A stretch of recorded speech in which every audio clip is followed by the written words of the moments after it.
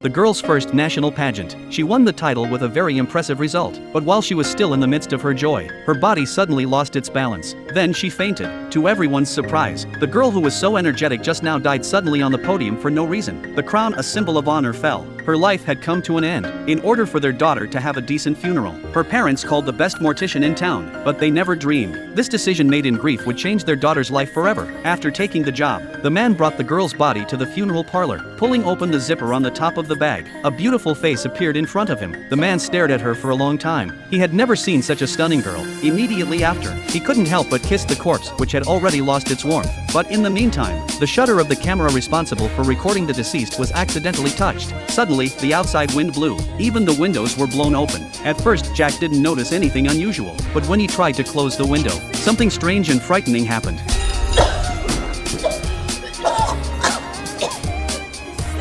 Jack approached her bravely. He realized that the girl whose heart had just stopped beating was now beating again. He was so shocked that he called the hospital. After 6 hours of resuscitation, Annie finally regained consciousness. The doctors didn't know how to define what had happened to Annie. They claimed it was a miracle. The story spread quickly. The press came to the door. Looking at the crowd in front of her, Annie's mind wandered back to that night. She tried to remember, but she couldn't make out the blurred face. For a moment, the confusion in her mind overcame the joy of coming back to life. For some time afterward, Annie became the focus of much media attention. Her mother took advantage of this exposure to get her a number of commercials and programs. With no regard for her daughter's frail health, they were on the go. But Annie came back from the dead with new ideas. She no longer followed her mother's orders as unconditionally as before. In order to clarify the vague memories in her mind, Annie sneaked out of the house when her mother wasn't looking. Through the information in the newspaper, she came to the funeral parlor.